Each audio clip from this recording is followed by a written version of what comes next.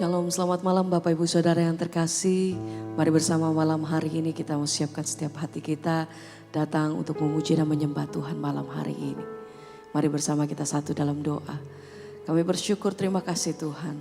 Bersama-sama malam hari ini kami datang. Kami bawa setiap hati kami dan segenap keberadaan kami malam hari ini untuk datang memuji dan menyembah Engkau. Terima kasih Tuhan. Malam hari ini kami datang bersyukur untuk penyertaan-Mu yang sempurna atas hidup kami sampai hari ini. Kami mau nyatakan lalu pujian kami bahwa satu-satunya pribadi yang kami perlukan berjalan bersama-sama dengan kami. Melewati setiap perkara lepas perkara atas hidup kami. Tuhan, kami perlu Engkau. Malam hari ini kami mau naikkan pujian kami dan menyatakan satu-satunya yang kami perlukan, kami butuhkan hanya Engkau Tuhan. Terima kasih buat kesetiaan-Mu Tuhan. Terima kasih Bapa, terima kasih Tuhan. Malam hari ini Engkau yang datang bersyukur. Naikkan pujian-Mu, mari sembah Dia. Katakan Tuhan terima kasih untuk penyertaan-Mu sempurna atas hidup kami sampai hari ini. Biar malam hari ini kami datang merendahkan diri di dalam kasih dan hadirat-Mu Tuhan. Kami bawa setiap hati kami, terima kasih. Oh, kami bersyukur, Kau terlalu baik, Kau sungguh baik. Haleluya, amin, terima kasih. Mari sembah. Lebih dari nafasku Bapa, ku perlukan kasih-Mu Bapa. Berjalan di samping-Mu Bapa, seumur hidupku.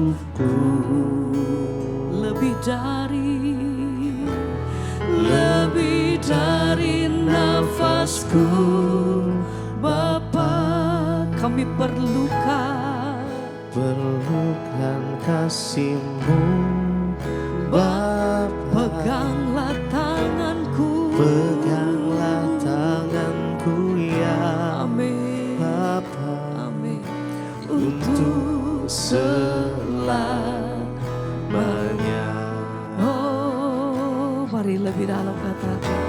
Lebih dari nafasku Bapa, ku perlukan kasih-Mu Bapa. kami perlukan kasih-Mu, kami perlukan Berjalan jamaah-Mu, di kami samping perlu Engkau Bapa. Tuhan. Seumur hidup Selama-lamanya, oh, lebih dari nafasku Bapa, ku perlukan kasih-Mu Bapa. Peganglah tanganku ya Bapa, untuk selamanya. Lebih dari nafasku Tuhan, lebih dari nafasku Bapa, ku perlukan kasih-Mu. Kami perlu Bapa. Engkau Berjalan di samping-Mu Bapa, Tuhan, selama-lamanya. Oh, lebih dari nafasku Bapa, kami perlukan ku perlukan kasih-Mu Bapa. Bapa. Peganglah tanganku ya Bapa. Ini hidup kami Tuhan. Selama-lamanya kami menyatakan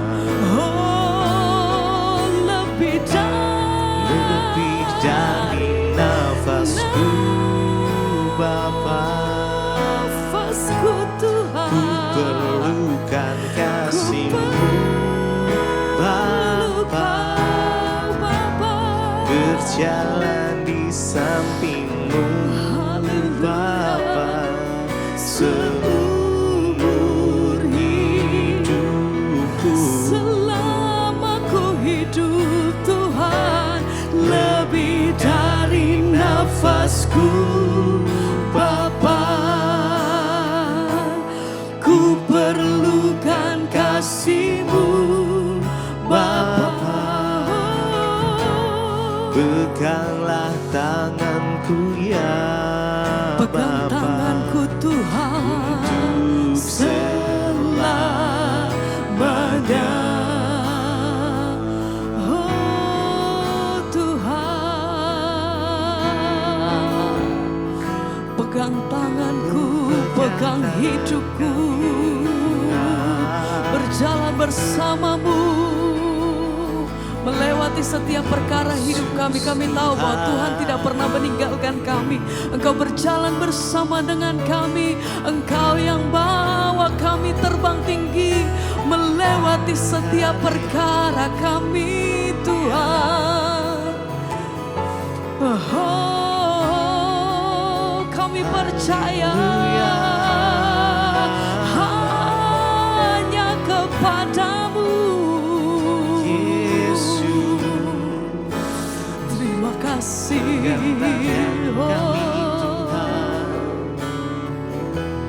lebih dari nafasku Bapa, ku perlukan kasih-Mu Bapa. kami perlu Engkau Tuhan. Berjalan di samping-Mu Bapa, seumur hidupku.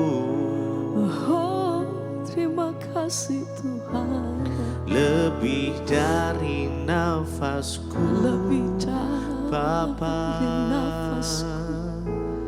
ku perlukan kasih-Mu Bapa. Peganglah tanganku ya Bapa, untuk selamanya. Sekali lagi bersama mari katakan, Lebih dari nafasku Bapa, ku perlukan kasih-Mu Bapa. Berjalan di samping-Mu Bapa, seumur hidupku. lebih dari segalanya, Lebih dari nafasku Tuhan. ku perlukan kasih-Mu Bapa. Peganglah tanganku ya Bapa, untuk selamanya.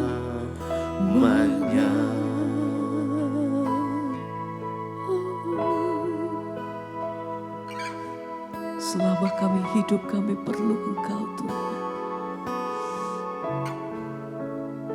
Karena kami tahu bahwa senantiasa Tuhan satu-satunya pribadi yang mengasihi kami, satu-satunya yang peduli akan hidup kami, satu-satunya pribadi yang mengerti akan setiap apa yang kami hadapi hari-hari, satu-satunya Tuhan yang tahu setiap hati kami.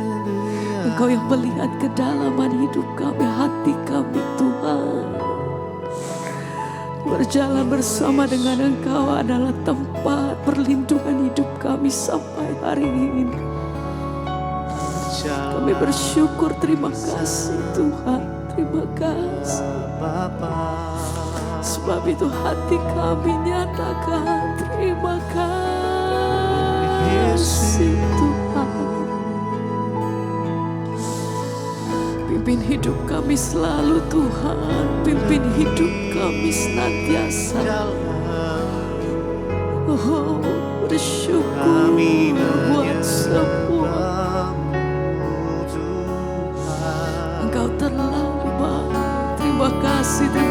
kasih Tuhan.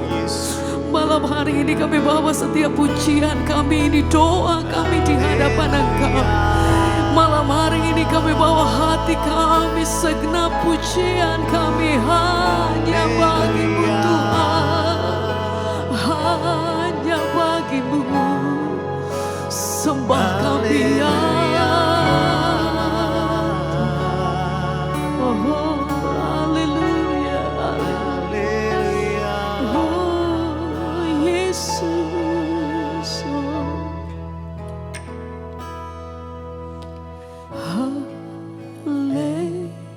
Haleluya, haleluya. Haleluya. Pujian bagi anak domba.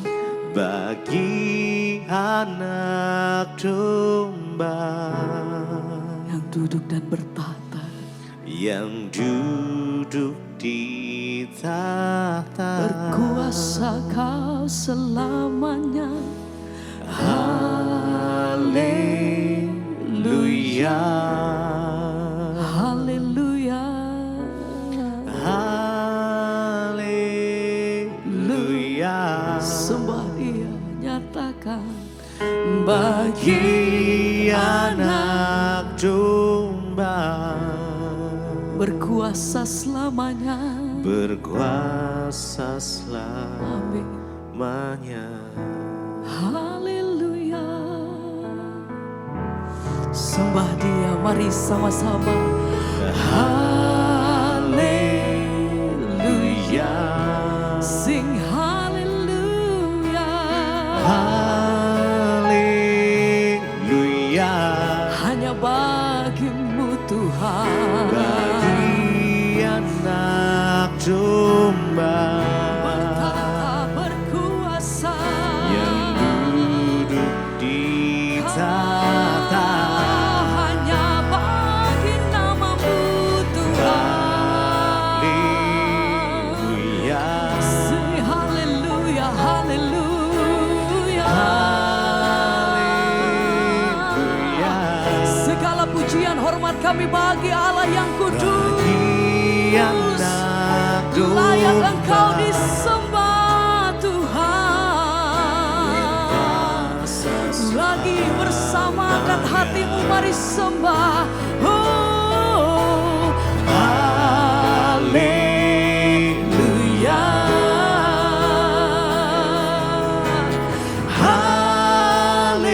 Haleluya. Bagi anak domba, bagi anak domba, Kau berkuasa yang duduk di tahta. selama-lamanya. Haleluya. Ini setiap kami memuji-Mu, penyembah-Mu Tuhan. Kami berseru haleluya. Bagi anak domba Berkuasa selamanya. Selama-lamanya kami menaikkan pujian dan penghormatan tertinggi kami bagi Raja di atas segala raja. Sebab Engkau yang layak terima pengagungan dari kami Tuhan. Sebab Engkau layak terima hormat kami. Hanya Engkau. Kemuliaan hanya bagimu Tuhan.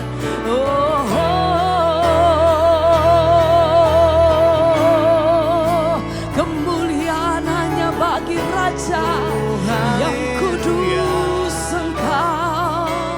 Sekali lagi bersama-sama mari angkat hatimu, nyatakan haleluya. Sembah Dia, haleluya. Haleluya. Haleluya. Bagi anak domba Yang duduk di tahta. duduk di tahta. Haleluya.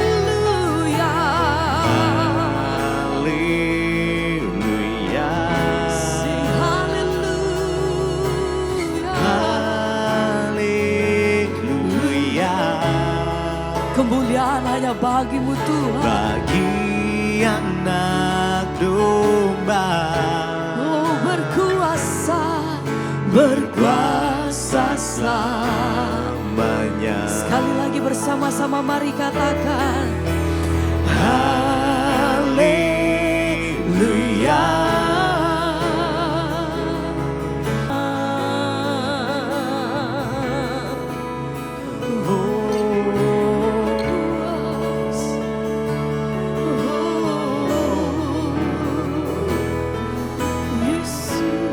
Kami menyembah-Mu Tuhan malam hari ini. Biar Kau bertahta atas pujian penyembahan kami. Biarkan kami menyembah-Mu di dalam roh dan kebenaran.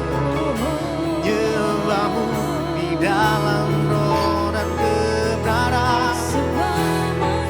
Kami mau menyembah-Mu Tuhan dengan segenap hati kami.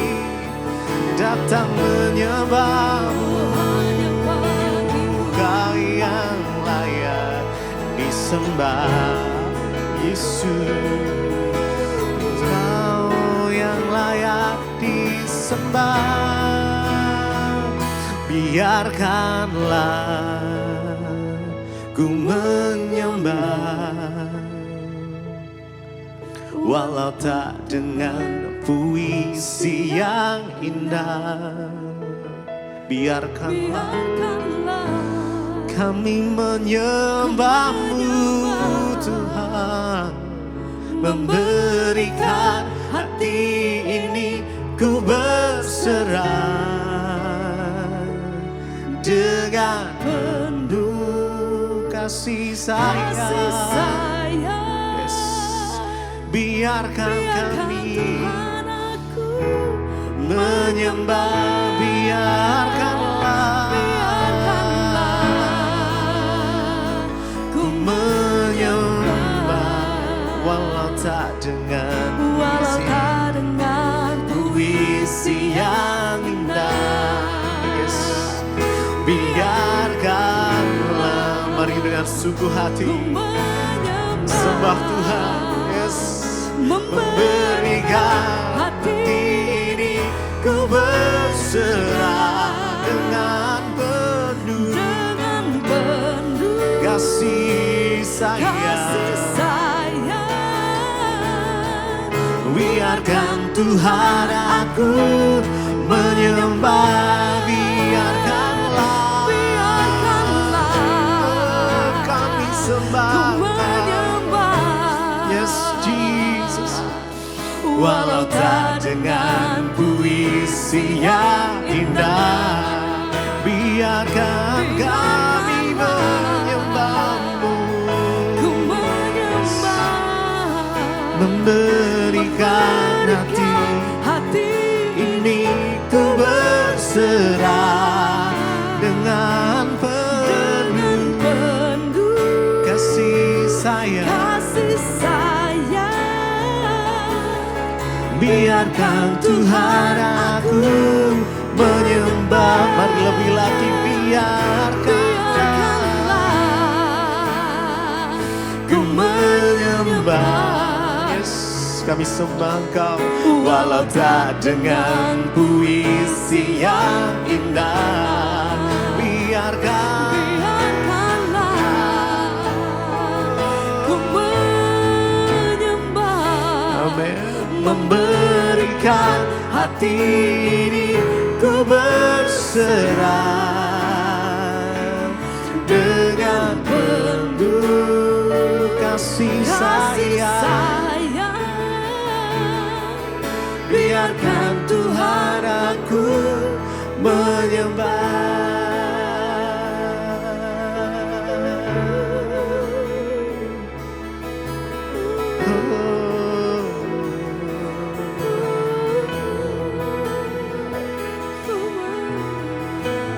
Kami sembah Kau Tuhan dengan segenap hati kami. biarkanlah ku menyembah, walau tak dengan puisi yang indah. Biarkanlah ku menyembah, memberikan hati ini ku berserah dengan penuh kasih sayang. Biarkan Tuhan aku menyembah lebih lagi. Biarkanlah Ku menyembah, nikmati kasih Tuhan malam ini. walau tak dengan Jesus. puisi yang indah. Kami menyembah Engkau Tuhan. Biarkanlah ku menyembah, memberikan hati ini ku berserah dengan penuh kasih sayang. Biarkan Tuhan aku menyembah.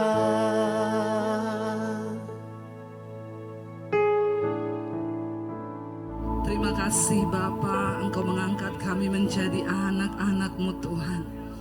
Itu adalah sesuatu yang luar biasa buat kami. Terima kasih Engkau melayakkan kami Tuhan. Terima kasih Engkau beri semua janji dan berkat-Mu bagi kami. Hari ini ajar kami Tuhan, untuk kami hidup selayaknya anak-anak Tuhan yang menyenangkan hati Bapanya. Didik kami Tuhan, supaya kami menjadi anak-anak yang layak menerima setiap berkat dan kebaikan Bapa itu. Jadikan kami suratan Kristus yang terbuka, yang dapat dibaca oleh semua orang. Terima kasih Tuhan, berbicara bagi kami. Urapi hamba-Mu yang tidak ada apa-apanya, Roh Kudus. Kami buka hati bagi firman Tuhan di dalam nama Tuhan Yesus. Sama-sama katakan amin, amin. Silakan duduk Bapak Ibu. Haleluya, luar biasa. Kita semua diberkati lewat pujian penyembahan. Ya, bahwa kita adalah anak-anak Allah, dan kita bersyukur ketika kita menjadi anak Allah, itu artinya kita adalah ahli waris. Ketika kita adalah ahli waris, orang-orang yang berhak menerima janji-janji Tuhan, tapi ada tanda bintang. Syarat dan ketentuan berlaku, ya. Jangan lupakan itu. Nah, salah satu cara bagaimana kita menjadi anak Bapa yang bisa menyenangkan Bapanya sehingga kita bisa layak menerima semua janji Tuhan adalah dengan kita hidup dalam keterbukaan dan kejujuran. Dan hari ini, bulan-bulan ini, gereja di tempat ini sedang berbicara tentang hidup dalam keterbukaan dan kejujuran. Kalau kita bicara tentang hidup dalam keterbukaan, ya memang agak-agak gimana kan? Ya, karena manusia itu suka yang tertutup-tertutup, sembunyi-sembunyi. Karena kitab Amsal berkata, roti yang dimakan sembunyi-sembunyi itu enak rasanya. Ya, tapi kita jangan terpancing, saudara. Ya, karena firman Tuhan berkata bahwa tidak ada sesuatu yang tersembunyi yang tidak akan dibuka. Enggak ada rahasia yang tidak akan tersingkap. Kita buka bersama Markus pasal 4 ayat 21 dan 22. Apa kata firman Tuhan, saudara di sana? Markus. Ya. Lalu Yesus berkata kepada mereka, orang membawa pelita bukan supaya ditempatkan di bawah gantang atau di bawah tempat tidur, melainkan supaya ditaruh di atas kaki dian. Ayat yang ke-22 dikatakan di sana, baca bersama 1, 2, 3 dengan suara yang keras. yang tersembunyi, yang tidak akan dinyatakan, dan tidak ada sesuatu rahasia yang tidak akan tersingkap. Ini Yesus yang katakan, saudara. Tidak ada sesuatu yang tersembunyi yang tidak akan dinyatakan, dan tidak ada suatu rahasia yang tidak akan tersingkap. Jadi jangan main rahasia-rahasiaan. Hari ini saya percaya setiap kita punya rahasia hati. Mungkin saudara datang dengan suami, tapi ada rahasia yang suamimu tidak tahu. Ada rahasiamu yang istrimu tidak tahu. Mungkin hari ini kau datang dengan anak, ada rahasia yang anak nggak tahu, ada rahasia yang orang tua nggak tahu dari anak. Apa yang kita lakukan di luar sana itu kita dan Tuhanlah yang tahu. Tapi firman Tuhan berkata, Yesus berkata di sana bahwa ketika kita berkata kita ini anak terang, maka terang itu tidak disembunyi di bawah gantang. Ada orang nyalain lilin lalu ditutup pakai ember gitu? Enggak ya. Enggak mungkin orang menyalakan lampu lalu taruh di bawah kolong tempat tidur. Karena tujuan dari terang itu untuk menerangi. Hidup kita sebagai anak Tuhan adalah, Yesus berkata kita ini garam dan terang dunia. Kalau terang yang ada padamu sudah pudar, bagaimana kegelapan yang ada di sekelilingmu? Kalau garam yang ada sama kita sudah tawar, maka nggak ada guna lagi karena garam itu hanya untuk dibuang dan diinjak-injak orang. Bagaimana kita menjadi anak Tuhan yang sungguh-sungguh berkenan, maka kita harus menggarami menjadi terang di tengah kegelapan. Salah satu caranya kita hidup dalam keterbukaan dengan Tuhan, dengan sesama, dan juga hidup dalam kejujuran. Tapi terbuka itu memang tidak enak, saudara. Tapi harus kalau kita mau hidup damai sejahtera dan diberkati Tuhan. Banyak pernikahan yang akhirnya hancur karena setelah menikah sekian tahun, baru ketahuan. Ternyata istri saya ini dulu masa lalunya begini, suami saya dulu masa lalunya begini, lalu terjadi perang di situ. Ya makanya sebelum menikah kita introspeksi diri, kita cerita ya supaya tidak ada sandiwara di antara kita. Waktu saya jadian dengan suami saya, saudara, dia menyatakan cinta kepada saya. Dan ya nomor satu yang saya cerita sama dia, kamu yakin mau jadikan saya istri? Saya ini punya banyak masa lalu yang kelam. Saya tidak mau menyembunyikan, saya harus cerita sama kamu. Saya cerita dari A sampai Z, saudara. Ya, dan satu jawaban suami saya yang bikin saya kelepek-kelepek. Mau tahu? Atau mau tahu banget? Kasih tahu nggak ya? Ya, lalu suami saya itu bilang begini, saudara. Ubur-ubur ikan lele. Apa sih? Ya, tetap bersyukur le. Jadi waktu itu suami saya bilang gini, ketika saya cerita semua masa lalu saya yang gelap, dia bilang, kalau Tuhan Yesus saja mau mati untuk semua dosamu, siapa saya? Sedap nggak? Sedap, saudara. Dan itu yang bikin akhirnya saya menerima dia. Jadi dalam hidup saya ini, yang paling tahu saya nomor satu Tuhan, yang kedua diri saya sendiri, yang ketiga suami saya. Tidak ada orang lain yang lebih tahu saya selain Tuhan dan suami saya. Nah ketika kita sudah hidup begitu kan enak, saudara. Kita berumah tangga tidak ada intimidasi, nggak ada ribut, nggak ada apa, karena semua sudah saling terbuka. Karena keterbukaan awal dari ketahuan.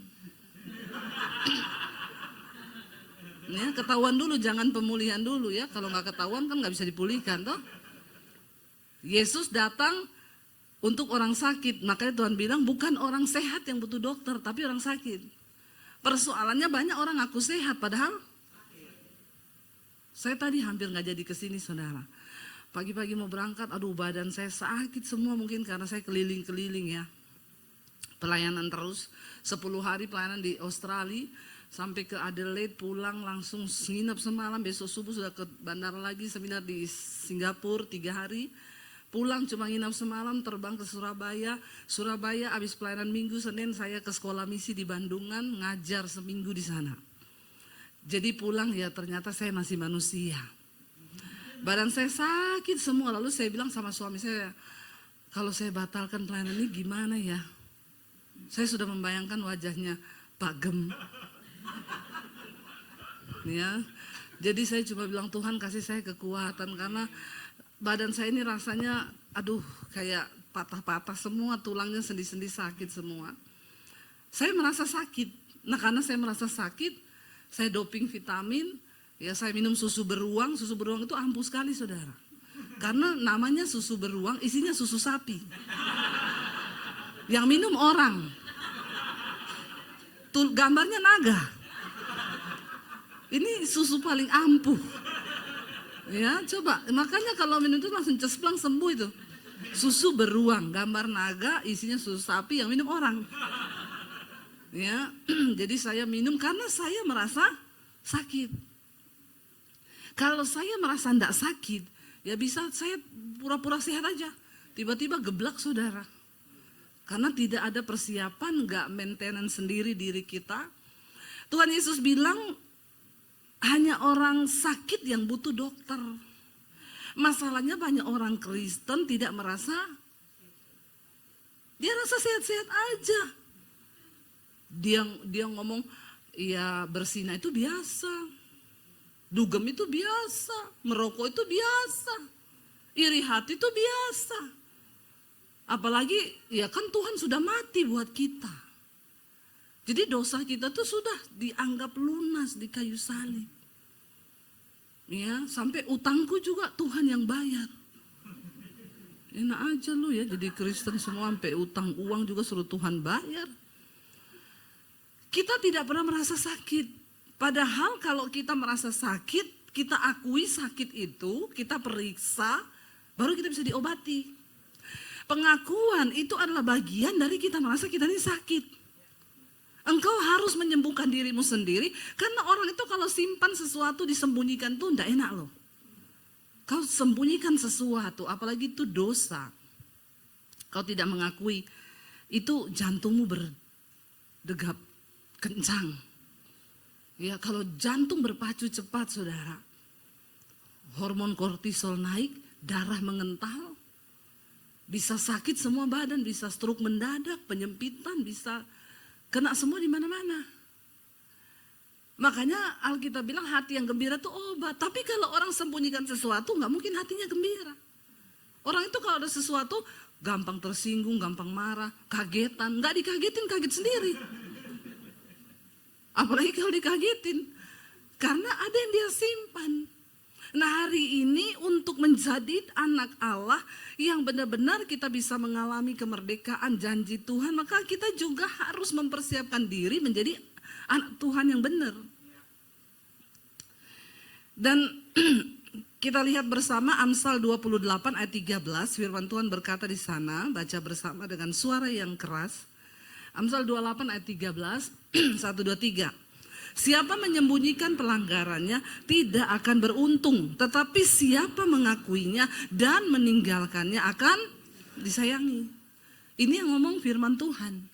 Kalau engkau simpan kesalahan tidak mengakuinya, maka hidupmu gak beruntung.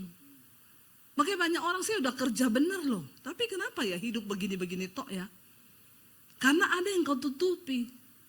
Sesuatu yang ditutupi, apalagi dosa, itu baunya busuk saudara. Itu menghalangi janji Tuhan terjadi dalam hidup kita. Tetapi siapa mengakuinya dan meninggalkannya akan disayangi. Ya, ayo kita akui dosa kita, kita cerita supaya hidup kita ini berkenan, beruntung, bahkan disayangi Tuhan. Ada satu kisah di Alkitab seorang tokoh yang akibat menyembunyikan satu dosa, itu kutuknya turun sampai ke anak-anak, bahkan membawa kehancuran satu bangsa loh. Kisahnya Raja Daud. Alkitab berkata ketika Daud sedang berjalan-jalan di atas soto rumahnya, Dia lihat Batseba mandi.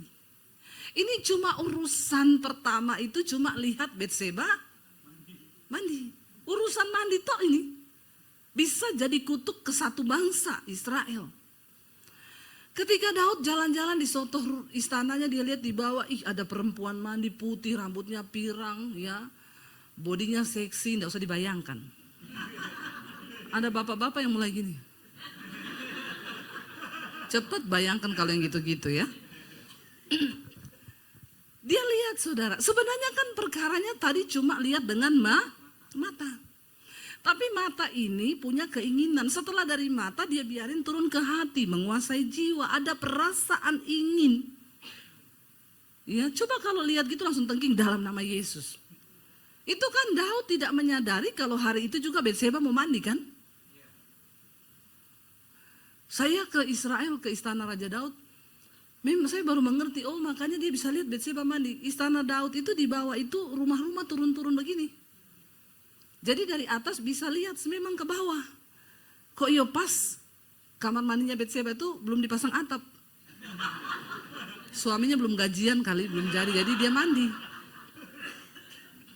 Ya, saya kalau ke sana saya tanya sama tour guide saya, kamar mandinya Batseba mana ya? Dia bilang, oh nggak tahu Bu dari sini ya. Itu kan tidak disengaja dan tidak direkayasa, hanya persoalan kebetulan lihat Batseba. Perhatikan cara kerja dosa itu gila loh saudara. Makanya jangan terikat dengan film porno di sini ya. Kita nggak ada celah aja, itu setan bisa kasih begitu loh. Apalagi kalau kau tiap hari terikat lihat film porno terus dari pagi sampai malam, udah otakmu rusak. Ya, orang tuh kalau lihat film porno tiap hari, ngeri saudara, lihat sapi lewat. Ih, sapinya nggak pakai celana. Dari dulu itu sapi tidak pakai celana dari dulu. Kenapa otakmu kotor? Dari dulu. Tapi karena di sini udah rusak. Lihat kambing itu, kambing telanjang. Memang dari dulu. Bayangkan loh, ini yang tidak ada celah loh Daud. Cuma pas lihat aja. Tapi Alkitab bilang, lihat dosa itu mengintip di depan pintu. Berusaha untuk membuat engkau terpikat. Bayangkan kalau tiap hari kau nonton film porno, ya sudah bayangannya aneh-aneh, akhirnya melakukan dosa. Lalu kau bilang, Tuhan Yesus sudah bayar dosaku, pret banget kau. Tidak berusaha untuk matikan daging. Ketika Daud melihat Batseba, dia WA prajuritnya, kesini dulu sebentar. Ya, datang prajuritnya, kamu coba cari tahu. Tadi siang aku tuh lihat ada perempuan mandi, titik koordinatnya di situ, ya. Rambutnya pirang panjang, badannya seksi, kamu cari tahu siapa. Enggak berapa lama prajurit datang, Raja siap. Saya temukan orangnya, namanya Batseba. Dia istri prajuritmu dan sekarang Uria itu suaminya lagi pergi di medan pertempuran. Saudara, ini Daud ya. Coba kalau waktu itu dia langsung telepon Nabi Nathan, konseling ya. Telepon Pak Yosua gitu ya. Pak, saya nih nggak tahu ya, saya sejak lihat tuh perempuan mandi kok saya jadi pengen memiliki ya. Maka didoakan Nabi Nathan kan, dalam nama Yesus segala otak corok porno, dalam nama Yesus, tengking kan. Nggak jatuh kan dia. Penting keterbukaan itu, dia simpan sendiri, dia nikmati dalam halusinasi, dia bertindak cari perempuan itu. Lalu dia bilang sama prajuritnya, panggil dia, undang datang ke istanaku. Prajurit datang ke rumah Batseba, Batseba, kamu diundang Raja Daud datang ke istananya. Siapa yang gak mau? Daud ganteng, muda, kaya, raja. Batseba bilang, lumayan jadi ani-ani. Ani-aninya Raja Daud. Ya, gila, dapat emas, uang, bukan cuma apartemen, separuh istana. Kan? Pergilah dia saudara. Dia sudah tahu lah pasti kalau raja panggil bakal jadi apa, dia udah tahu kan? Udah tahu lah dia. Ketika diundang ke istana bukan cuma dipajak ketemuan. Hari itu Alkitab berkata Daud tidur dengan Batseba. Bukan ketiduran. Tapi dia tidur dengan Betseba, melakukan sesuatu dosa. Cuma perkara dari lihat dia mandi, kebayang, panggil, undang, melakukan dosa. Kok iya pas loh, sekali melakukan hubungan, Betseba langsung hamil. Ini Betseba subur sekali juga. Ya, hamil. Langsung datang sama Daud. Aku hamil.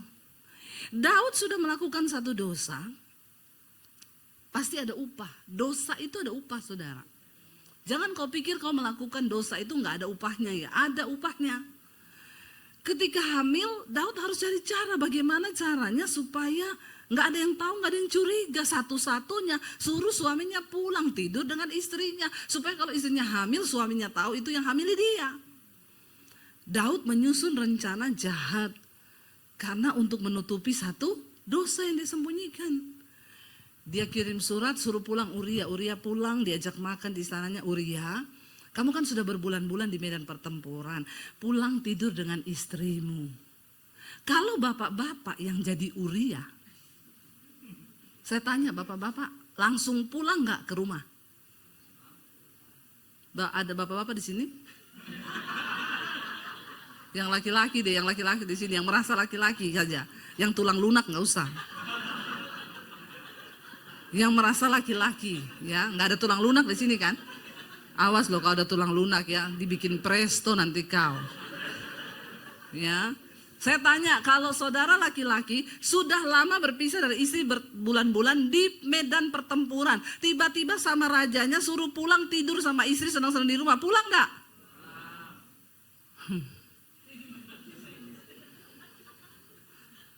Makanya namamu bukan Uria. Tapi Uria seorang prajurit yang berintegritas.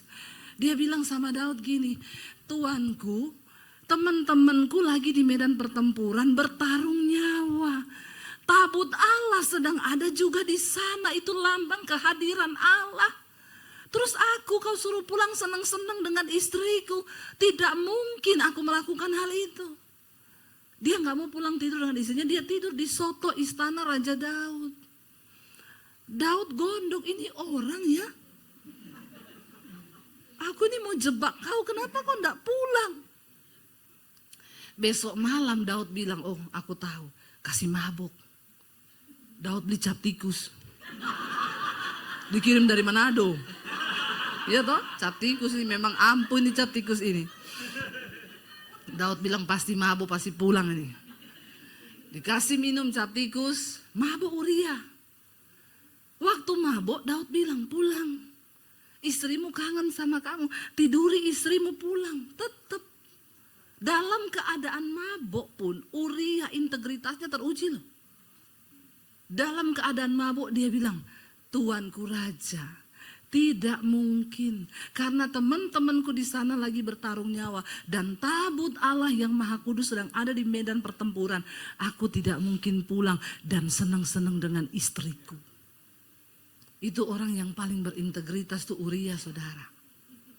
Saya bilang gila ini orang punya mabok pun tetap berintegritas. Ada orang Kristen ngomong sama saya, Bu saya ini juga walaupun mabok nyanyi lagu rohani loh. Berintegritas itu saudara. Saya bilang sama dia, saya curiga kamu ini cuma kalau mabuk nyanyi lagu rohani. Kalau sadar kagak, justru terbalik, mabuk aja kau terus. Biar kau dekat dengan Tuhan. Mungkin kalau mabuk dia dekat sama Tuhan.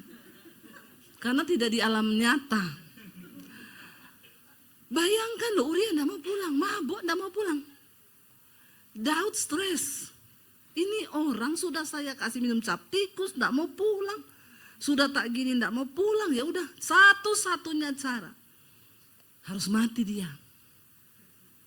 Supaya semua masalah beres. Daud tulis surat kematiannya Uria. Uria kamu bawa surat ini kasih ke panglima perang. Dia tulis sama panglima perang. Sesampainya Uria di tempat di medan pertempuran.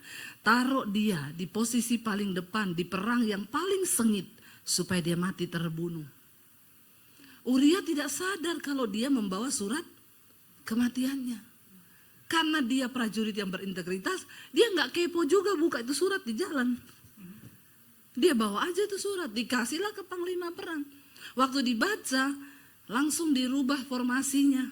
Ya sudah, kamu pindah gini-gini, Uria kamu paling depan. Padahal Uria ini bukan prajurit yang di bagian menyerang paling depan.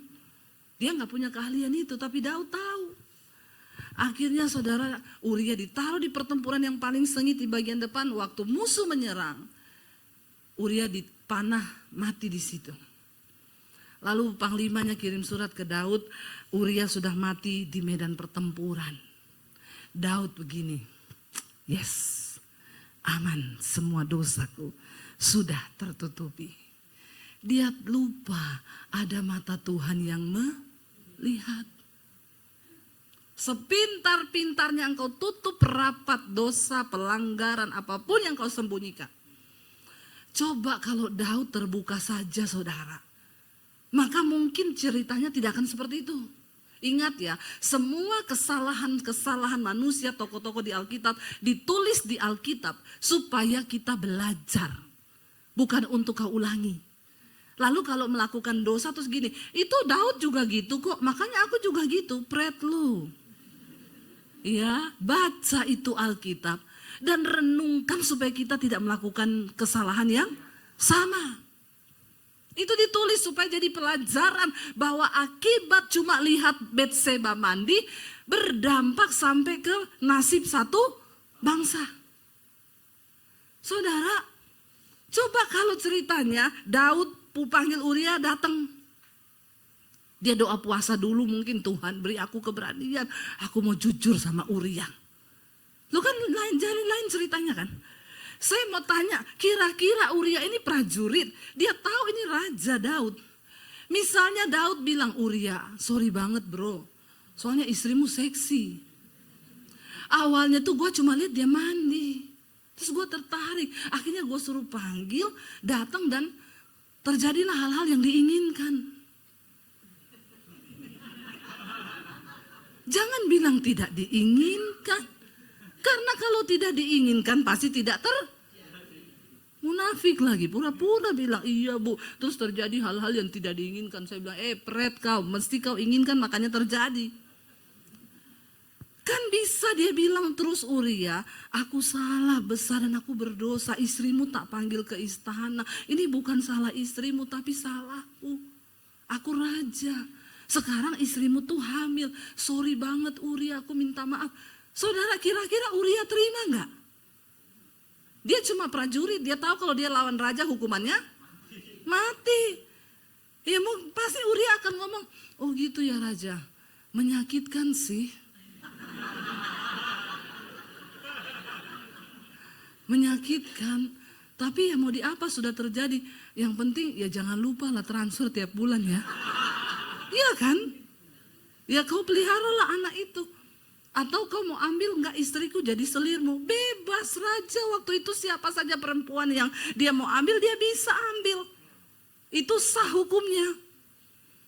Kalau Daud berkata seperti itu, dia tidak menyembunyikan dosa itu, tidak akan terjadi sampai ke pembunuhan. Ketika Uria mati, dikabarkan ke Daud bahwa Uria mati, diumumkanlah Uria prajurit yang setia telah meninggal di medan pertempuran, meninggalkan seorang istri yang sedang hamil. Zaman itu, kalau ada prajurit yang mati di pertempuran dan istrinya hamil, lalu ada laki-laki yang menikahi dia, itu laki-laki pahlawan. Dan Daud maju dan berkata, aku siap menikahi Betseba. Dan semua orang tepuk tangan, raja memang hebat. Padahal jangan kau membangun pencitraan karena dosa yang kau tutupi, sebab Tuhan tahu. Sampai yang kedalaman hati pun Tuhan tahu. Lebih baik akui, memang berat konsekuensinya, tapi ya itulah. Kita dicegah dari membuat sebuah kesalahan, dosa yang lebih fatal.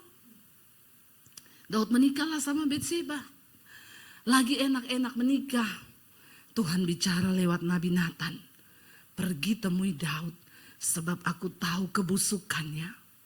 Enggak ada yang tahu, tapi kamu kasih tahu gini.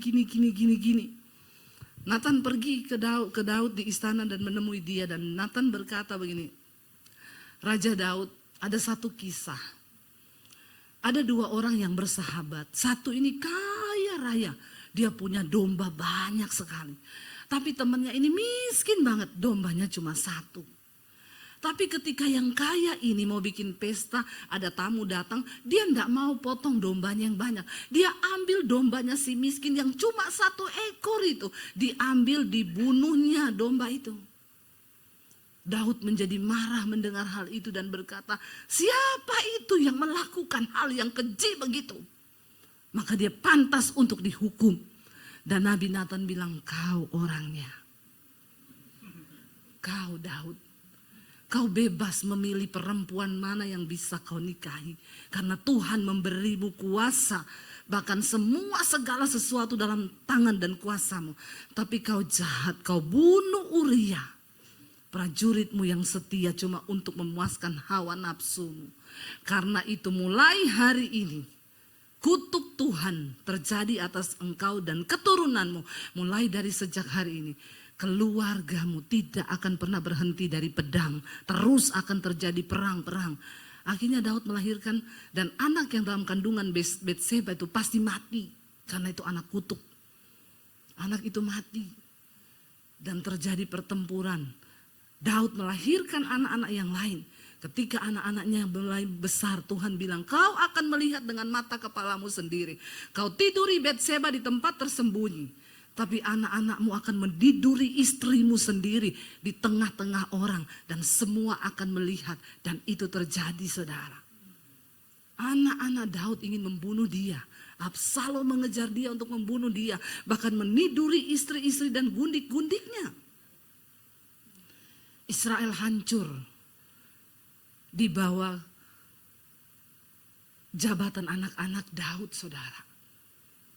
Cuma dari perkara lihat Betseba, ngeri enggak ini dosa bekerja. Jangan anggap enteng dosa, saudara. Karena itu akan membawa keturunan turun-temurun. Kalau kau tidak bertobat, itu akan terus terjadi. Tapi kalau engkau bertobat, kutuk itu berhenti sampai di keturunan kita. Tapi harus bertobat. Ya. Jadi hari ini saya mau sampaikan, ayo. Kehidupan dalam kejujuran, keterbukaan itu penting. Kalau hari ini engkau masih mau menyimpan dosa, terbukalah saudara, kasih tahu. Karena tadi ayat ini berkata, orang yang menyembunyikan dosa dan pelanggarannya tidak akan beruntung. Justru sebaliknya sial. Biar kau mau kejar ilmu sampai ke negeri Cina, kau mau cari, ya lucu juga ilmu dikejar sampai ke negeri Cina. Padahal belum tentu ilmunya lari ke Cina toh. Bisa jadi dia lari kemana gitu, negara mana dikejar sampai ke Cina. Kau mau cari usaha sampai kemana, kalau kau tidak mengakui dosamu dan tidak meninggalkannya, maka kau tidak akan pernah beruntung. Tapi orang yang mengakuinya dan meninggalkannya akan disayangi. Coba bayangkan kalau kau jadi anak yang disayangi Tuhan. Tuhan bukakan pintu-pintu yang tertutup. Hal-hal yang mustahil menjadi mungkin. Sebab Tuhan sayang sama kau. Amin saudara. Ya baru kita bisa nyanyi tadi. I am a child of God. Jangan sampai kita sudah pede. I am a child of God. Tuhan bilang pret. Ya, ayo kita bertobat, kita kejar perkenanan Tuhan. Ya, supaya hidup ini terbuka di hadapan Tuhan, berkenan di hadapan Tuhan. Orang yang paling berbahagia di dunia ini bukan orang kaya, tapi orang yang hidup dalam kebenaran. Karena tidak ada yang dia sembunyikan, tidak ada yang dia tutupi. Ya, akui semuanya. Kalaupun kau jengkel sama seseorang, datangi orang itu, ngomong baik-baik. Aku mau ngomong dong, sebelum ngomong kita berdoa, yuk doa. Terus aku tuh jengkel loh sama kamu. Kenapa? Soalnya begini-begini. Kalau dimulai dari doa kan tidak mungkin. Itu cara kita mencegah iblis untuk mengambil kesempatan. Karena kita ini makhluk sosial yang selalu ketemu orang. Dan tidak disadari mungkin sikap saya satu saat bisa jadikan saudara kepahitan. Dengan saya khotbah aja ada yang kepahitan sama saya loh. Padahal saya enggak kenal loh dia. Bayangkan, enggak kenal aja udah kepahitan loh. Saya tuh nggak suka sama Bu Devi itu. Kalau khotbah itu selalu. Ya, kemarin saya ke sekolah misi ngajar. Ada satu anak sekolah misi, saya tanya, kamu kenapa masuk ke sini? Saya tuh tadinya hidup dalam dosa, Bu. Terus saya tuh jengkel sekali loh kalau dengar khotbahnya Bu Devi. Kenapa kamu jengkel dengar khotbah saya? Soalnya saya tuh tersinggung banget kalau dengar ibu khotbah. Saya bilang, berarti kau berdosa. Kalau orang tidak berdosa tidak tersinggung dengar khotbah saya. Tapi puji Tuhan kalau kau tersinggung, berarti kau merasa masih peka. Ya, terus, tapi benar sih yang ibu ngomong itu benar. Tapi saya jengkel, tapi saya dengerin terus. Oh, puji Tuhan, Pak. Akhirnya saya bertobat, Bu. Saya nangis sama Tuhan, lalu saya menyerahkan diri untuk masuk ke sekolah misi ini. Ya, saya bilang puji Tuhan loh ya. Jadi saudara, kita ini bertemu dengan banyak orang. Kadang kita jengkel, kita marah, omongin aja. Sama suami istri juga begitu. Daripada kamu diem-dieman, simpan sakit hati, Tuhan tidak berkati rumah tanggamu, jauh dari ini, mending ngakui. Ya, saya kalau jengkel sama suami, saya ngomong. Aku tadi jengkel loh, kamu tuh ngomong begini-begini. Terus dia bilang, oh tadi kamu jengkel toh. Orang Solo tuh. Ya, tapi sudah selesai, nggak ada macam-macam gitu. Jadi enak kalau kita hidup dalam keterbukaan. Tapi dosa yang disembunyikan, ditutupi itu pasti akan membawa dampak buruk dalam hidup kita. Saya tutup dengan satu kesaksian, saudara. Satu kali suami saya kehilangan kredit card. Baru sadar itu hari Senin. Lalu saya telepon ke banknya, Mbak saya mau lapor kredit card suami saya hilang, atas nama siapa ini. Hilangnya kapan Bu? Saya baru tahu hari Senin ini. Sebentar saya buka ya, dibuka, oh ini hari Minggu ada pembelanjaan sekian juta di mall ini, terus sekian puluh juta di supermarket ini. Oh, lah Mbak tapi kan itu bukan kita yang pakai. Ya Bang nggak mau tahu, Ibu harus tetap bayar karena itu atas namanya suami Ibu. Akhirnya saya telepon ke kantor asuransi karena saya tahu hari Jumat kredit card itu difotokopi di satu perusahaan asuransi untuk kebutuhan di auto debit setiap bulan. Saya tanya Mbak, kemarin itu kan suami saya fotokopi kredit card, ketinggalan nggak ya kredit cardnya? Oh enggak Bu, saya sudah balikin sama bapak sendiri yang terima kok. Ya, oh jadi bener, Mbak ya yakin, soalnya ini hilang. Oh tapi sudah. Oh yaudah makasih ya Mbak. Akhirnya saya pergi ke mall itu saudara. Saya lihat, oh ini belanjanya di mall itu. Ya, jiwa detektif saya meronta-ronta. Memang wanita-wanita itu dia punya jiwa detektif. Terutama ibu-ibu. Jadi bapak-bapak berhati-hatilah. Ya, istri-istri itu lebih jago daripada detektif manapun. Lalu saya pergi ke mall itu, saya ketemu ya di tim kantornya, manajemennya. Saya mau minta izin Pak, saya mau lihat CCTV karena saya kehilangan kredit card dan ini puluhan juta. Itu hari Minggu kemarin dipakai di mall ini. Boleh nggak saya lihat tayangannya? Di kasir nomor berapa, jam 2 siang kemarin Minggu pembelanjaannya sekian. Oh maaf Bu, karena ini sifatnya privacy sekali, kami tidak bisa kasih Ibu masuk ke dalam. Oh kalau gitu saya bawa polisi ke sini. Ibu jangan bawa polisi ke sini. Kita bicara baik-baik Bu. Jadi gimana? Saya ini kan kalau kecuali Bapak mau bayar nih kredit card. Enggak, gini aja Ibu tanda tangan surat, nanti kami perbolehkan Ibu masuk. Surat pernyataan bahwa tidak akan diperkarakan polisi. Ya iya kalau kamu kasih saya masuk, saya enggak perkarakan. Tapi kalau kamu enggak kasih, saya bawa polisi. Enggak apa-apa libatkan polisi saudara. Karena polisi itu sebenarnya pemerintah itu wakil Allah. Yang penting jangan dibayar. Amin ya, kita berdoa. Polisi-polisi Indonesia ini baik-baik saudara. Masih ada juga yang baik-baik, kita doakan ya. Polisi tidur. Terus, kamu kenapa? Belum selesai loh. Terus saudara,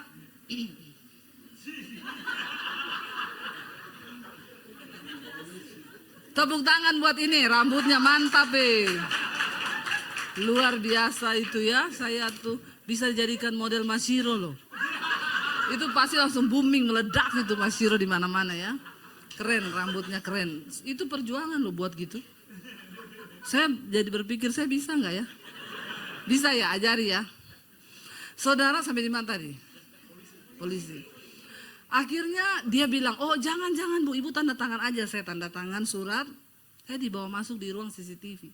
3x3 saudara. Isinya semua monitor kecil-kecil. Bu, pembelanjaan jam 2 siang dengan total segitu ada di kasir nomor 7. Ini orangnya. Saya lihat, itu sekretarisnya di perusahaan asuransi. Dia pakai baju hijau, pakai tas coklat, rambutnya dikucir. Oke, bisa di print out enggak fotonya sama pembelanjaannya, saya bawa. Oke Bu, saya bawa saudara. Saya keluar dari mall itu, saya telepon sekretarisnya. Mbak, saya mau tanya sekali lagi, kamu benar-benar nggak tahu kredit card itu? Ya ampun Bu, demi Allah. Ada orang-orang berani bersumpah membawa nama Tuhan demi menyembunyikan dosa. Dalam hati saya, kalau Tuhan saja dia sudah tidak takut, ya apalagi cuma kita. Oke Mbak, kalau gitu benar kamu nggak tahu. Iya Bu, berarti Ibu jangan menuduh saya loh. Ya, saya enggak menuduh. Besok jam 9 kita ketemu di kantormu sama bosmu, semua direksinya saya mau ketemu. Saya telepon bosnya, teman saya. Bu, saya sudah tahu yang curi kredit card saya. Besok kita ketemu karena saya sudah punya bukti ya di kantornya Ibu. Siapa? Jadi Bu Debbie tuduh sekretaris saya. Bu, itu sekretaris saya puluhan tahun kerja di saya. Dia pegang semua kredit card saya. Selama ini aman-aman aja. Besok kita ketemu jam 9. Ketemu dengan semua direksinya saudara. Mbaknya dipanggil di tengah-tengah, saya bilang, Mbak sekali lagi saya mau tanya, kamu tahu nggak persoalan kredit card suami saya? Demi Allah, masih bersumpah. Langsung saya buka saudara, ini loh Mbak. Jam 2 siang hari Minggu kemarin kamu belanja ini sekian juta. Lalu jam 3 sore kamu turun ke bawah di supermarket. Kamu beli lemari. Semua pembelanjaanmu sekian puluh juta diantar ke rumahmu. Ini bonnya, ini alamat rumahmu, bener nggak? Ini fotomu pakai baju hijau, tas coklat. Langsung dia nangis di situ saudara. Bosnya terkaget-kaget dan ngomong, hah? Jangan-jangan kredit card saya. Nah lo, saya datangi pegawainya ini saudara, saat itu dia dipecat. Saya bilang ini, Mbak, kamu tahu nggak, kemarin saya telepon kamu sore itu, saya sudah pegang semua bukti-bukti ini. Tapi saya mau tunggu niat baikmu, siapa tahu kamu terbuka cerita sama saya. Maka saya tidak akan perkarakan di kantor. Selesaikan secara berdua, mungkin kamu cicil atau bagaimana bisa kita bicarakan. Tapi karena saya lihat kamu bersumpah demi nama Tuhan dan tidak ada takut-takutnya kau menutupi dosa. Jadi saya perkarakan. Kamu sudah puluhan tahun bekerja di perusahaan ini, sekarang kamu dipecat. Berapa tahun kemudian kalau kamu ketemu teman-temanmu di mall atau di mana, mereka tidak akan ingat puluhan tahun kebaikanmu kerja di perusahaan ini. Satu yang mereka akan ingat itu dipecat karena curi kredit card. Nama baikmu rusak. Kita nggak punya harta, asal punya nama baik itu modal, karena Alkitab berkata nama baik itu lebih berharga daripada kekayaan besar. Tapi sekalipun kau punya kekayaan, nama baikmu rusak, perlahan akan habis semuanya dan orang nggak bisa percaya kamu. Kenapa kita harus hidup dalam kejujuran, keterbukaan dan kebenaran? Jaga nama baikmu, sebab engkau adalah pelita dan terang. Kalau engkau berlaku dan berbuat dosa di luar, yang dipermalukan itu Tuhan. Itu artinya kita tidak menghormati Tuhan. Contohnya Daud.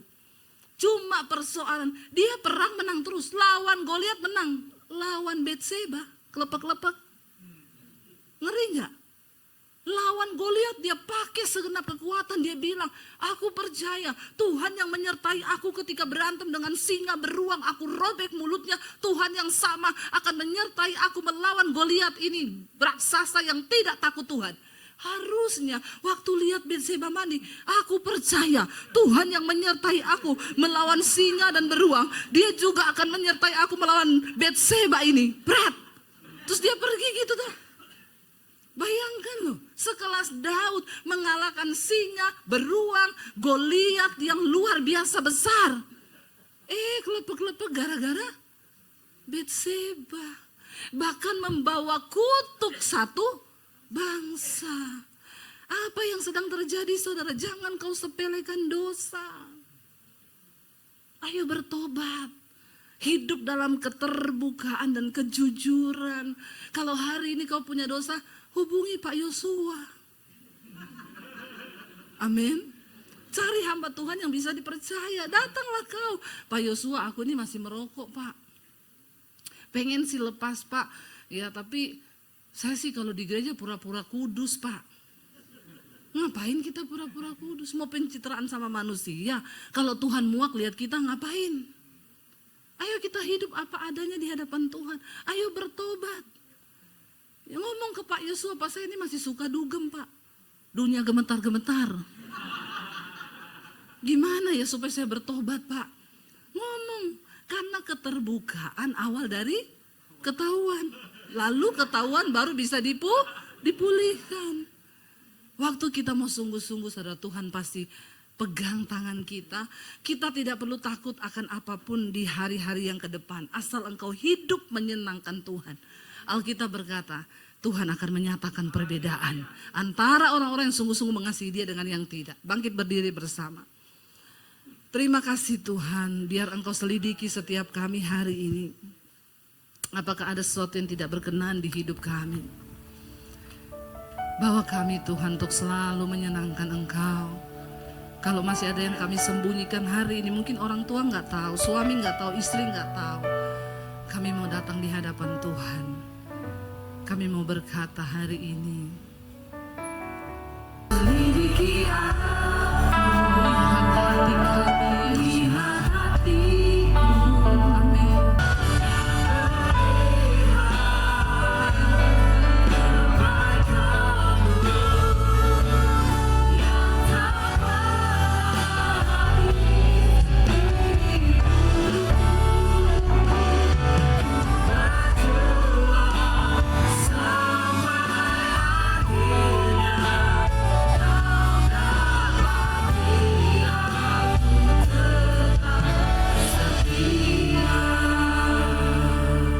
Tutup mata dalam hadirat Tuhan saudara.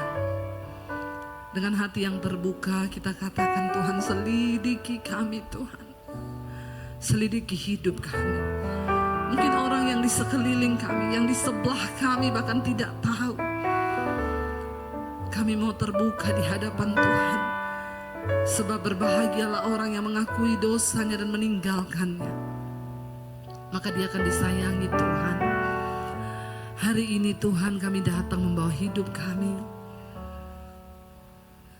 Layakkan kami menjadi anak-Mu yang Kau sayangi Tuhan. Kami tidak ingin menjadi anak-anak gampangan, anak-anak yang memberontak karena kami tidak taat pada firman Tuhan. Kami mau terbuka di hadapan Tuhan karena Engkau maha melihat.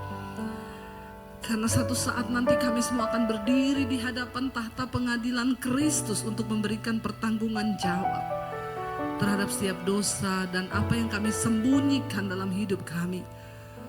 Jadikan kami jemaat gereja Tuhan yang siap, layak menjadi mempelai-mempelai Kristus di akhir zaman. Bawa hidup kami dalam perkenanan-Mu ya Tuhan. Engkau yang tahu setiap hati dan hidup kami.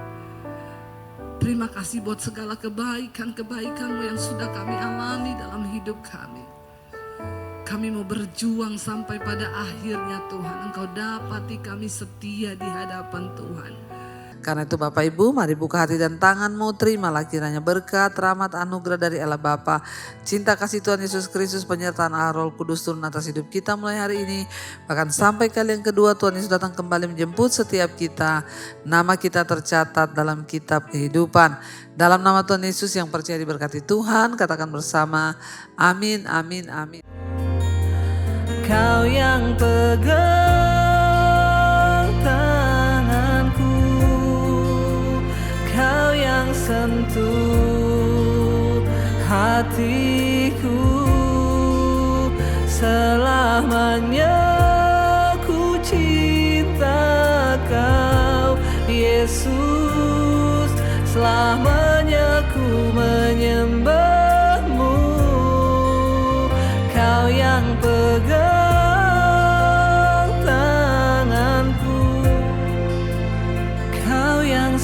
jatuh hatiku, selamanya ku cinta Kau Yesus, selama